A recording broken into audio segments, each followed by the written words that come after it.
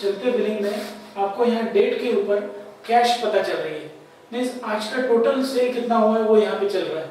यहाँ 7,853 है। अगर मैं यहाँ पे फॉर एग्जांपल नया टेबल ऑन करता हूँ, यहाँ पे 180 रुपये का एक बिल फाइनल किया, जैसे ही मैं ये बिल फाइनल करता हूँ तो वहाँ पर आपको ये टोटल अमाउंट चेंज हुई दिखाई देती है, मीन्स आज का टोटल सेल क्या हुआ है वो यहाँ पे आपको पता चल रहा है। कुछ होटल वालों का कहना है कि यहाँ पे ये टोटल सेल दिखना चाहिए, कुछ बोलते हैं कि हमको ये यहाँ पे नहीं होना। तो वही केस में आपको यहाँ पे X दबा के बाहर आना, बाहर आने के बाद सॉफ्टवेयर में यहाँ पे F4 सेटअप करके ऑप्शन दिया हुआ है। अब आप जैसे ही F4 का बटन प्रेस करेंगे तो F4 का बटन प्रेस करते से ही आपको यहाँ पे वार्निंग आएगी। वार्निंग में लिखा है कि अगर आपको सॉफ्टवेयर की पूरी जानकारी ना हो तो कृपया N प्रेस कीजिए। मीन्स ये एक सॉफ्टवेयर का सेटअप है और ये इंपॉर्टेंट है। ये इसमें अगर कुछ चेंजेस होते हैं तो आपका सॉफ्टवेयर पूरी तरह से चेंज हो जाएगा। यहाँ पे आपको वार्निंग दी हुई है, if you don't know about this option then just press N। अभी हमको ये करके देखना है, आर यू श्योर? तो मैं यस Y दबाता हूँ। Y प्रेस करते से ही ये सॉफ्टवेयर का सेटअप ओपन हो गया। यहाँ पे अलग अलग तरीके के ऑप्शन है, जैसे कूपन सिस्टम नंबर। अब कुछ होटल्स में कूपन निकालने की जरूरत रहती है, जैसे केओटी रहती है उसी तरीके से कूपन वो निकालते हैं। तो कूपन नंबर सिस्टम में भी हमारे 2-3 ऑप्शंस है। अब यहाँ पे ये जो स्ट्रिप है इस पे एंटर करेंगे तो यहाँ पे 1 होता है, एंटर करेंगे तो 2 और एंटर करेंगे तो 0। तो 99% ऑफ द होटल्स में ये 0 पे ही चलता है। अगर ये 0 की जगह नंबर चेंज हो जाता है तो आपका सेटिंग पूरी तरीके से चेंज हो जाएगा। बाद में डिस्प्ले सेल इन बिल, अभी अभी मैंने आपको जो बताया कि टोटल सेल आज का आपको दिखाई दे रहा था डेट के ऊपर, तो यहाँ पे डिस्प्ले सेल इन बिल है।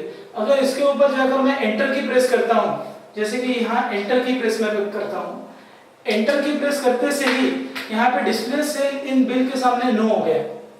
अब अगर हम बिलिंग में जाके चेक करते हैं तो एंट्री सेल बिल डेट में गए और यहाँ पे अगर हम देखते हैं तो टोटल सेल यहाँ पे अब नहीं दिख रहा है।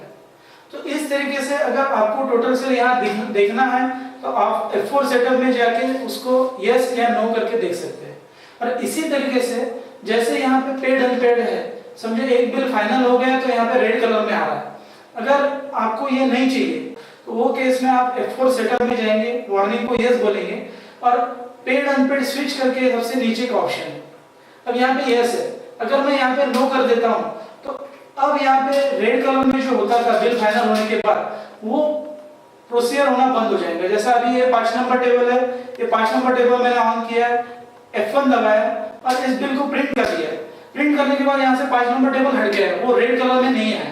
अब ये पहले से रेड किए हुए टेबल्स दिख रहे हैं आपको यहाँ पर अगर आपको ये ऐसा नहीं चाहिए तो आप पेड अनपेड स्विच को F4 सेटअप में जाके यहाँ पे यस का नो कर सकते हैं या यस नो को यस कर सकते हैं। कूपन नंबर सिस्टम हमेशा 0 रखना है। डिस्प्ले सेल इन बिल यहाँ पे नो रखा हुआ है। चेंज रेट बाय एस्केप, अगर आप चलते बिलिंग में तो रेट चेंज करना है। फॉर एग्जांपल यहाँ पे आने के बाद एक टेबल में मैंने एंटर डाले, अब यहाँ पे मुझे एस्केप की प्रेस करके यहाँ चलते बिल में 60 रुपीज की जगह 70 रुपीज करना है तो मैं कर सकता हूँ। लेकिन कुछ होटल में वो अलाउड नहीं रहता है, तो वो केस में आपको F4 सेटअप में जाके चेंज रेट बाय एस्केप को यहाँ पे ऑफ कर देना है। अब चेंज रेट बाय एस्केप को ऑफ करने से जैसे ही आप एक नंबर टेबल में कोई समझो यहाँ पे एस्केप करने की कोशिश करेंगे, या आइटम डाला, एंटर किया और एस्केप का बटन प्रेस करने की अगर हम कोशिश करते हैं तो एस्केप नहीं होता है। तो इस तरीके से F4 सेटअप का आपको यूज करना है। कौन सी चीज होना है, कौन सी चीज नहीं होना है, तो उसको यस या नो करेंगे। अगर ये बार एंड रेस्टोरेंट में सॉफ्टवेयर चल रहा है, अगर आपका सिर्फ रेस्टोरेंट है तो आप यहाँ पे रेस्टोरेंट ओनली के सामने अभी नो है, वहां पे एंटर की प्रेस करेंगे तो यस हो गए। अब अगर हम सॉफ्टवेयर बंद करके शुरू करते हैं तो यहाँ पे बार एंड रेस्टोरेंट के लिए सिर्फ रेस्टोरेंट आए और अब ये सॉफ्टवेयर रेस्टोरेंट के हिसाब से चलेगा। उसी तरीके से यहाँ अलग अलग प्रिंटर के टाइप दिए हुए, अलग अलग प्रिंटर के टाइप के लिए आप हमको कॉल करके पूछ सकते हो कि आपका पर्टिकुलर प्रिंटर जो टाइप है वो किस स्टाइल में रखना आपको जरूरी है। तो यहाँ पे अभी बिल प्रिंटिंग फॉर्मेट नंबर 7 है। 7 मींस थर्मल प्रिंटर। अगर आपको यहाँ पे 0 करना है या 1 करना है तो आप जस्ट कीबोर्ड पे लेफ्ट या राइट एरो की प्रेस करेंगे। जैसे ही लेफ्ट एरो की प्रेस करेंगे यहाँ नंबर चेंज होते दिखाई दे रहा है, राइट की प्रेस करेंगे तो ये नंबर यहाँ पे बढ़ते जा रहा है। तो इस तरीके से आपको किस प्रिंटर पे इसको रखना है, 1 से लेके 14 तक आप अलग अलग प्रिंटर टाइप्स इसमें दिए हुए, और वो पर्टिकुलर प्रिंटर टाइप पे आप बिलिंग कर सकते हो। तो थर्मल प्रिंटर पे थर्मल प्रिंटर के हिसाब से प्रिंटिंग निकलेगा, डॉट मैट्रिक्स है तो डॉट मैट्रिक्स, छोटा प्रिंटर है 40 कॉलम, कलर प्रिंटर है, वो सब ऑप्शंस यहाँ पे दिए हुए हैं। अब ये डे एंड जनरल जो ऑप्शन है, ये तो 99% आपको यस रखना है, इसके बारे में जानकारी लेने की भी आपको आवश्यकता नहीं है। अब इसी सॉफ्टवेयर को आप godown inventory software, store software में भी कन्वर्ट कर सकते हो, सिर्फ इसको यस बोलना है।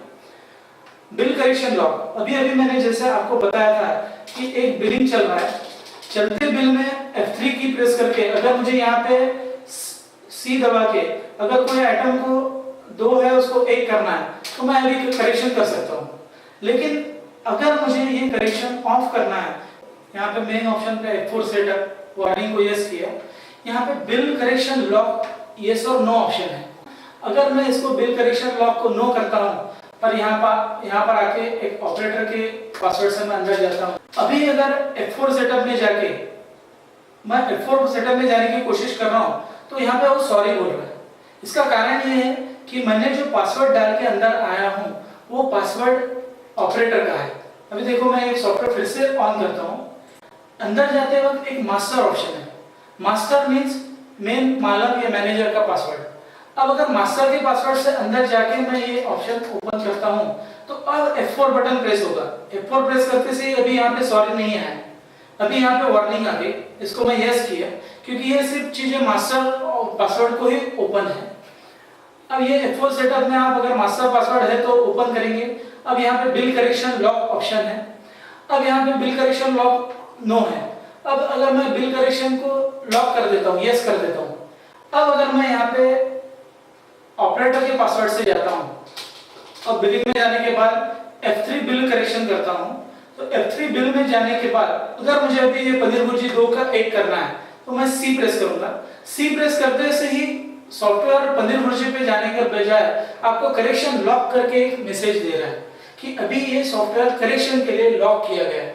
अब ये केस में आपको F3 करने के बाद सिर्फ डुप्लीकेट कॉपी स्टार दबा के डुप्लीकेट कॉपी निकालने का ही ऑप्शन ओपन है। आप इसमें करेक्शन करना और आपको पॉसिबल नहीं। अगर करेक्शन करना है तो आप सॉफ्टवेयर को बंद कीजिए, सॉफ्टवेयर बंद करके आप मास्टर के पासवर्ड से आइए।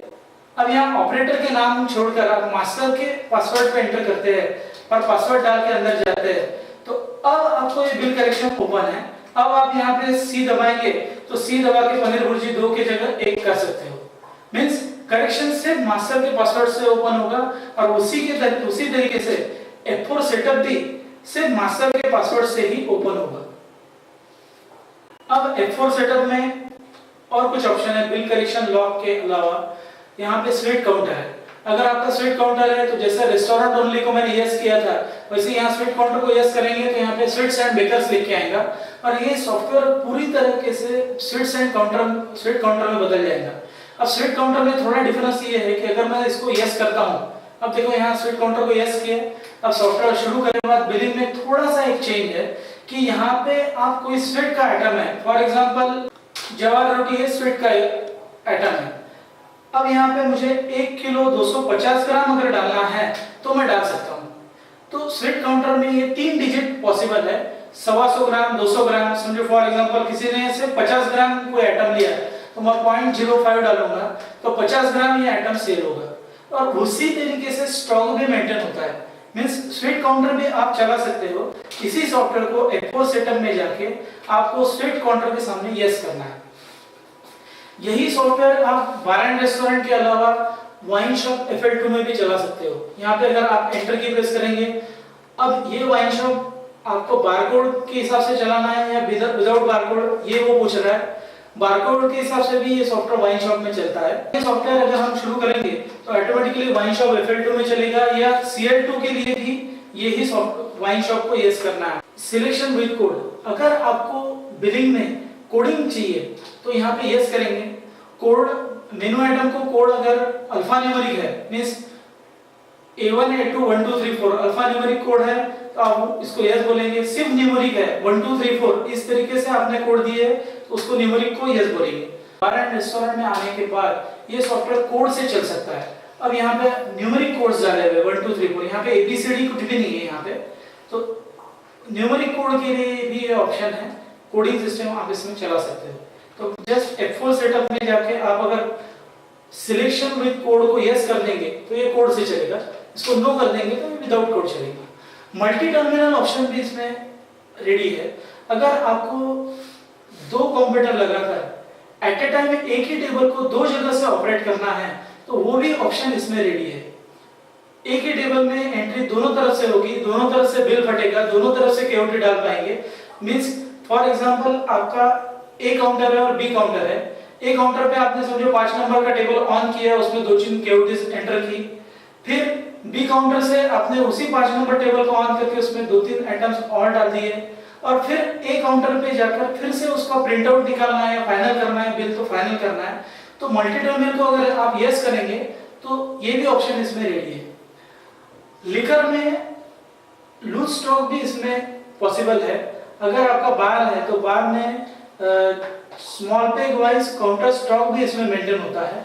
और पेड अनपेड स्विच आपको अभी भी बताया कि बिल फाइनल होते वक्त रेड कलर में आना चाहिए या नहीं आना चाहिए, ये पेड अनपेड स्विच को यस या नो करने से आपको पता चलता है।